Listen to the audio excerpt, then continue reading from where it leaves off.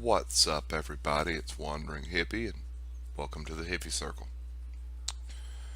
So I had an idea the other day to make this video, and hopefully it will help out some of y'all. Today's topic's going to be gear, and more importantly, it's going to be match gear. And what I mean by match gear, it's going to be your bait gear, and my top picks in each particular weight class, and what their applications should be or could be.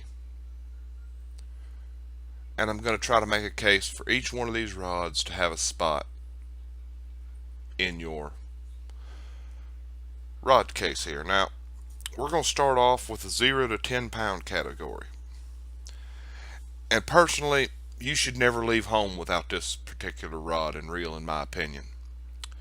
And it's the OmniFloat 14 foot 10 inch with a Windcast 2500 and 6 pound fluorocarbon. Now, this is the first bait rod, match rod you're going to get. One of the first ones. And it works very well for your smaller bass, all the way up to your good sized spotteds and smallmouth and everything. It's also a very capable rod for fishing for trout in Oregon and in Colorado, so keep that in mind. It's even good for the channel cats in Missouri and Louisiana, believe it or not. Now, not saying you're not going to have some problems if you hook into the unique with it, but it's definitely serviceable enough to be included into your bag the majority of the time. Moving on, we're going to go to the 10 to 20 pound range. Now, the 10 to 20 pound range is going to be your larger trout, your larger bass, your medium sized cats, some smaller versions of salmon, that kind of thing. And I would not go fishing for these guys without the Nero 14 foot by 10 inch. 12 pound setup, has a nice amount of line on it, cast pretty decently. I mean, it just can't be beat with a stick, especially if you're down in Florida fishing for bass, or you're out in Colorado or Oregon fishing for the larger trout. You can even get away with it for the splake and the tiger trout and all other smaller species. Can even get a hold of the brown trout on this thing. It's really an indispensable tool for smaller to mid-sized fish. Now, the only problem is with the smaller fish, you're going to lose XP, but that's to be expected. Now, the next category is where I disagree with the majority of the people. Majority of the people believe that the 25 pound Phoenix is the best. I believe that the 30 pound Arctics is the best, especially coupled with an Aspira double punch 4500 with 25 pound line on it. I mean, what more do you want, guys? I mean, it's got the power for the heavier fish, the gar, the large cats, the large lake trout.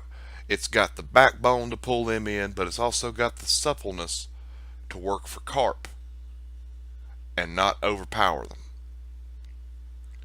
All in all, I believe that this is one of the more balanced rods in the game, boasting a very good cast range and boasting a very good cast range and boasting enough backbone to handle some of the largest fish in the game. But when we talk about large fish, we have to talk about the heaviest bait rod in the game. It's not even a contest in the 30 plus category.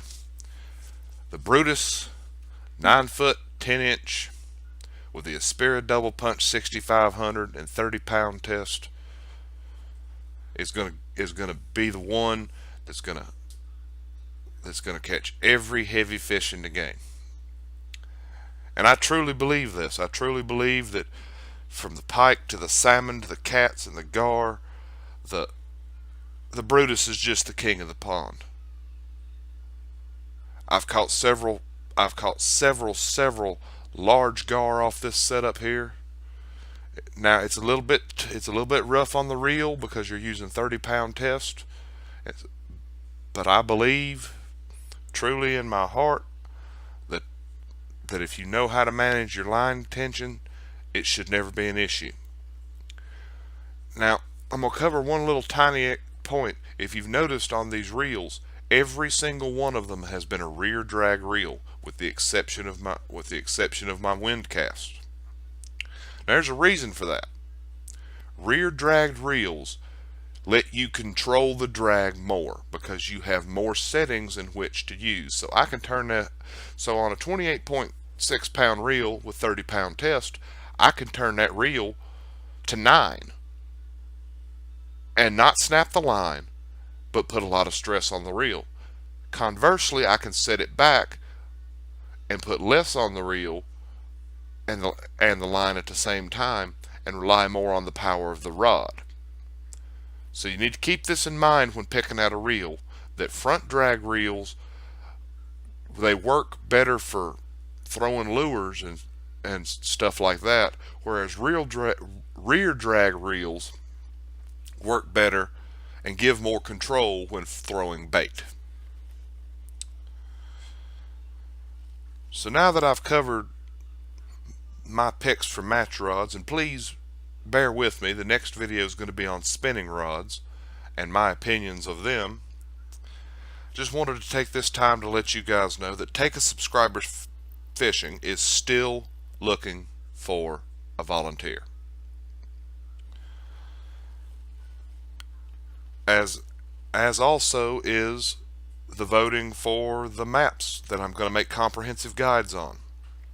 So in the comments, I want y'all to name 4 lakes that you want to see me cover. I'm going to pick the top 10 and make videos on those lakes. So if you don't vote, your favorite lake might be left out. I will stop taking votes on the 31st of January 2017 in order to get started on videoing these, so please vote now. Join the Discord in the description to be entered to Take a Subscriber Fishing, or email me. Both are in the description. Do not hesitate to send me questions. Do not hesitate to send me requests. I check my email once to twice a day, so you will more than likely get a reply within the same day. Now I hope you found this video enlightening. If all the things you're going to need are in the description.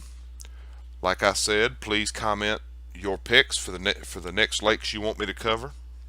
Take care.